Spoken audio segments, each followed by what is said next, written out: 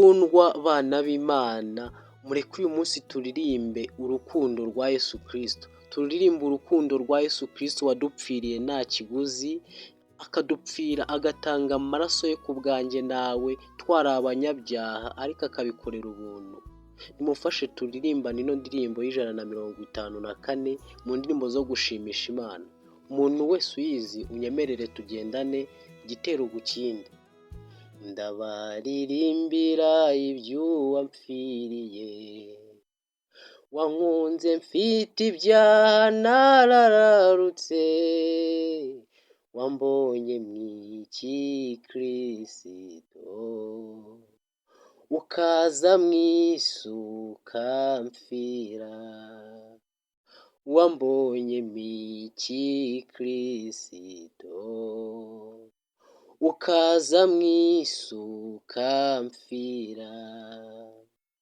Yasize ingoma ye nuko aramanuka, baramusuzugura ntibamwemera, hari indi nshuti nkawe se, yakunda abayihinyuye, hari indi nshuti nkawe se, yakunda abayihinyuye.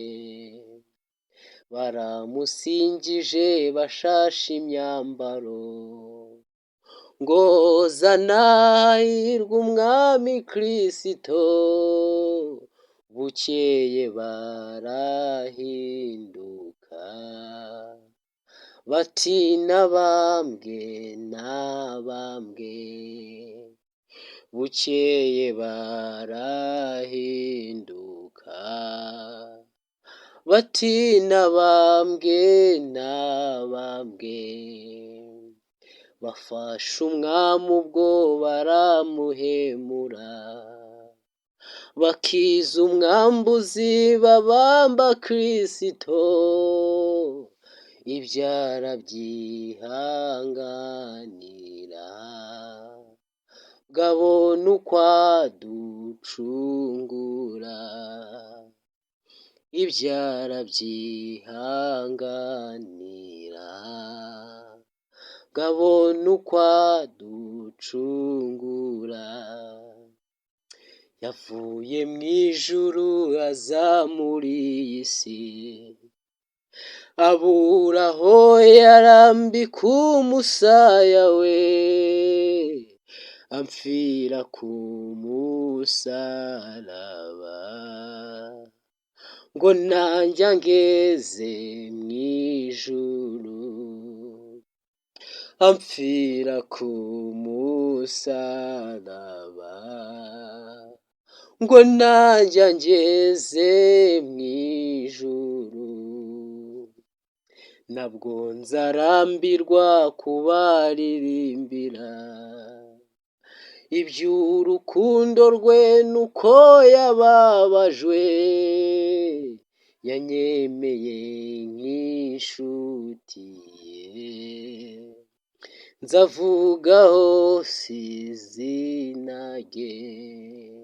Ho yavuye mu ijuru aza muri iyi si, abura aho yarambika umusaya we, ampfira ku musaraba, ngo nanjye angeze mu ijuru, ampfira ku musaraba, ngo nanjye angeze mu ijuru.